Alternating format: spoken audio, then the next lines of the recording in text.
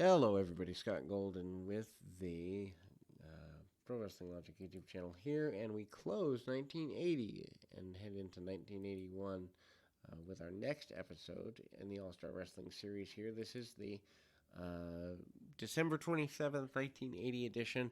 As mentioned, we got about I think it's just under 60 more of these before we move on to another series. Not quite sure what series we're going to move on to. But we'll get to cool stuff. Over 1,800 audios available for your listening pleasure, and we add almost every day to the continuing growing archive with modern stuff. Yuck, and the old school stuff. Yay! Anyway, so we again close out 1980 here on the All Star Wrestling Review series with the 27th of December edition.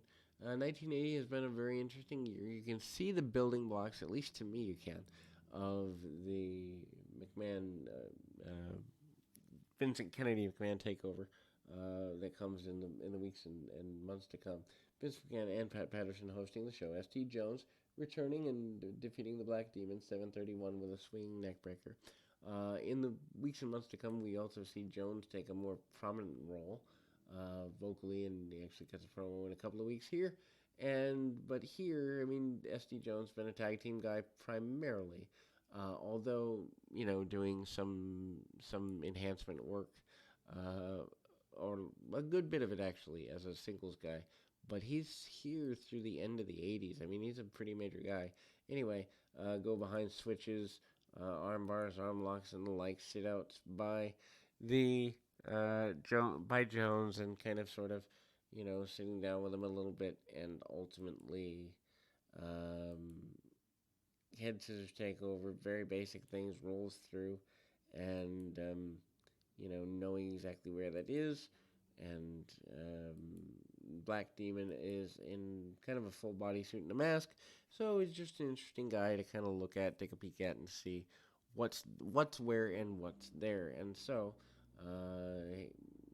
Fireman's Carry Takeover doesn't get everything he wants, and it gets enough though for the continuation of the run there, and hard shots attempted um, by the Black Demon. Short jabs by SD Jones. Jones takes the man out of the corner, doesn't get everything he wants on taking him out, but does manage to get things going back in his direction. Punch kick, and Jones eventually gets the win with the swinging neckbreaker that we mentioned at the beginning of the match review. And then we go to Hulk Hogan in another enhancement match. Hogan, still a major force, has not departed for the AWA yet. I think he departs in late 81, early 82. I know 82 and 83. Primarily, he's in the AWA.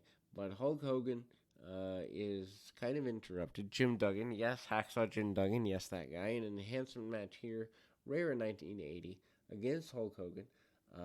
But Bob Backlund basically says he's willing to fight anybody, willing to go after anybody, and basically wishes everyone a happy new year. And kind of Backlund again, kind of a mumble, bumble, stumble promo at the time. Amazing to me that when he ramped up into a heel persona, he is so over the top. It's hilarious. But anyway, Hogan says that Backlund is interfering with his run, and that Backlund should get in the ring with Hogan. Of course, Hogan does have, I think, some count out and disqualification house show victories over Backlund, which is huge for the time because Backlund didn't lose very often. Amazing to me that what could have happened with a heel Backlund versus a babyface Hogan in 83-84 had they done it. Anyway, 434 and Hogan with some clotheslines, basic things on Jim Duggan. Amazing that they also would become friends, and Duggan looks so different here at this particular juncture in time. Hogan hammer clothesline and the victory for the Hulkster, not using the backbreaker. So it's interesting. We've kind of seen Hogan with multiple finishers across this run. Maybe he did use the leg drop once or twice, the bear hug, the over the shoulder backbreaker, and now that clothesline. Just interesting to me that there's so much variance in how to position and present the Hulk Hogan character as a whole. Anyway, Hogan, of course, winning that match. Not a big surprise there.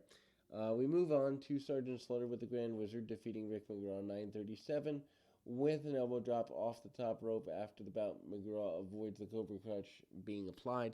And of course, the Cobra Clutch challenge is still out to Pat Patterson, although they haven't really made it towards Patterson as readily as I remember. Of course, in my tape trading days, kind of saw a bit of that anyway. But you know, the uh, after Hogan's match, I forgot to mention too. Hulk Hogan does basically challenge Pat Patterson, who is a retired wrestler who has less value according to Hogan. But Patterson said he's not fully retired. Anyway, as mentioned, Sergeant Slaughter, he does a lot of prancing and walking around, getting around, and trying to get under people's skin with his inferences that they need to rise to honor him. McGraw hangs with Slaughter pretty well here.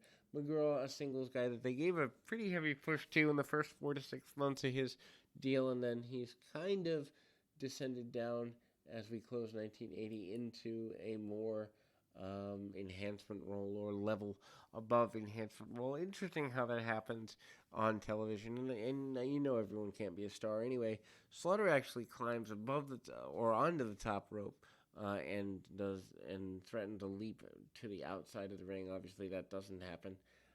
But Slaughter also kind of wandering around and stumbling around a little bit. Backbreaker by Slaughter pulls McGraw up a couple of times, just really beating him down. Although McGraw taking such punishment does mean you could, in theory, do a house show run with the two somewhere along the way, because he does take a good bit of punishment, taking nearly, as mentioned, 9.5, actually over 9.5 minutes to, you know, end things between the two of them.